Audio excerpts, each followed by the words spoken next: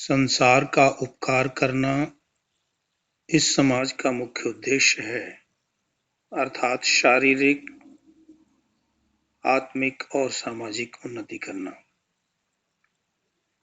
महर्षि दयानंद ने आर्य समाज के नियमों में ये नियम कहा, जो कि बहुत महत्वपूर्ण है। संसार का उपकार, समाज की सेवा, दीन दुखियों की सेवा, संसार के सभी प्राणियों का भला चाहना, सबके उत्तमता की कामना करना, सर्वे भवन्तु सुखिनः सर्वे सन्तु निरामया सर्वे भद्राणि पश्यन्तु मा कश्चित् दुःखभाग् भवेत्। ये प्रार्थना, ये कामना, ये इच्छा व्यक्त करना और इसी प्रकार अपने जीवन को जीना, यही मनुष्य का धर्म है। परोपकारः पुण्याय पापाय परपीडनम्। परोपकार ही पुण्य है और दूसरे को हानि पहुंचाना, पीड़ा देना ही पाप है। परोपकाराय फलन्ति वृक्षाः परोपकाराय दुहन्ति गावः परोपकाराय वहन्ति नद्यः परोपकारार्थमिदं शरीरम्। संसार में हम देखते हैं नदियां बह रही हैं, उनका जल दूसरे प्राणियों के लिए लाभ पहुंचाता है। पेड़ पौधे, वनस्पतियां, जिनके फल फूल दूसरों के लिए हैं, गौएं जो दूध दे रही हैं, वो सब हम मनुष्यों के लिए। इस प्रकार से सृष्टि का जर्रा जर्रा, कण कण और सर्वत्र सभी प्राणी परोपकार में लगे हुए हैं, सेवा में लगे हुए हैं, दान में लगे हुए हैं। जीवन इसी का नाम है। जो जिसे प्राप्त है वो उसका त्याग करे, दान करे, श्रेष्ठ कार्यों में खर्च करे, उत्तम उत्तम कार्यों को करने में अपना तन मन धन लगाए। वेद में कहा है, शतहस्त्र समाहर सहस्त्र हस्त संकीर। सैकड़ों हाथों से कमाओ, हजारों हाथों से दान दो। क्योंकि जो कुछ भी हमें प्राप्त होता है वो हमारे कर्मों के अनुसार भोग के रूप में मिलता है और वो सब कुछ परमात्मा का है। ईशावास्यमिदं सर्वं यत्किंच जगत्याम जगत तेन त्यक्तेन भुंजीथा मा गृधः कस्य स्विद्धनम्। ये वेद का उपदेश कि संसार में ईश्वर सर्वत्र ओतप्रोत है, सब जगह विराजमान है और ये संसार क्षणभंगुर है। हमारा शरीर, हमारा तन, हमारी देह नश्वर है।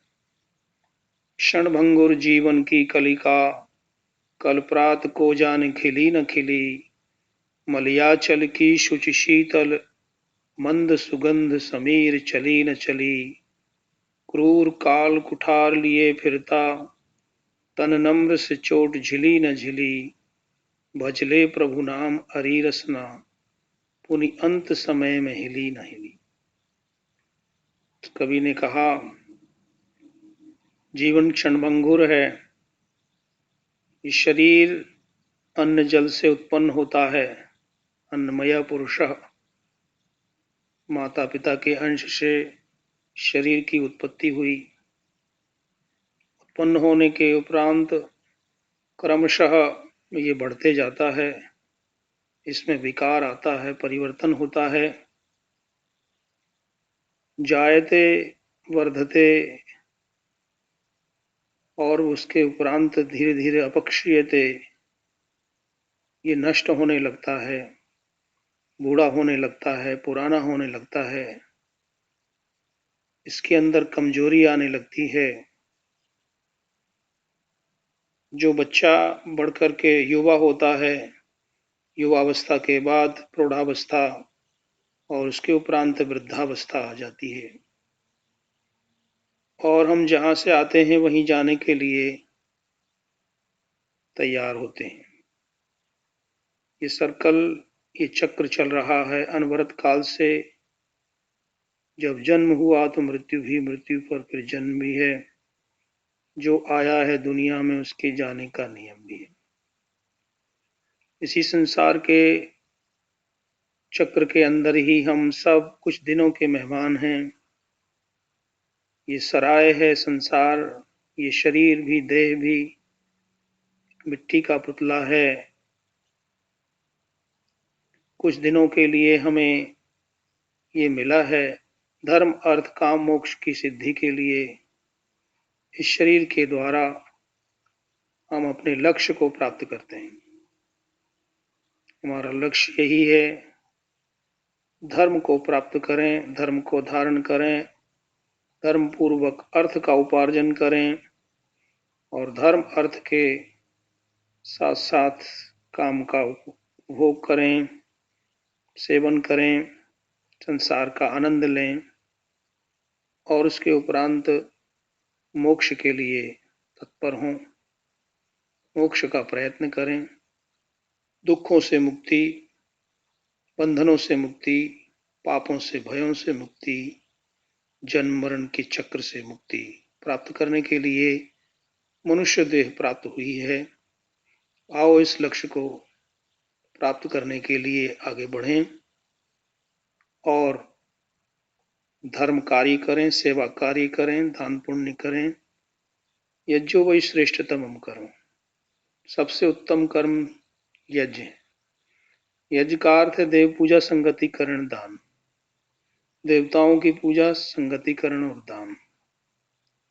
इस प्रकार के सभी वो कार्य जो परोपकार के कार्य हैं, पुण्य के कार्य हैं, दान के, सेवा के कार्य हैं, दूसरों की भलाई करना, दूसरों पर दया करना, करुणा करना, किसी का भी हित न मारना, किसी को दुखी न करना, किसी की हिंसा न करना, किसी को नहीं ठगना और किसी को भी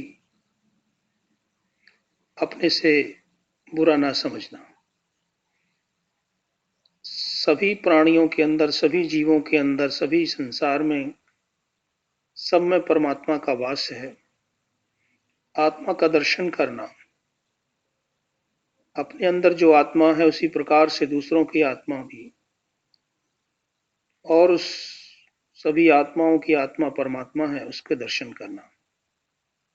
यही धर्म है, यही पुण्य है, यही कर्म है और यही हमारी सभ्यता है, संस्कृति है। आओ इस संस्कृति सभ्यता को अक्षुण्ण बनाने के लिए अपने तन मन धन का उपयोग करें, जीवन को दिव्य बनाएं, सफल बनाएं, कीर्तिमान बनाएं, यशस्वी बनाएं।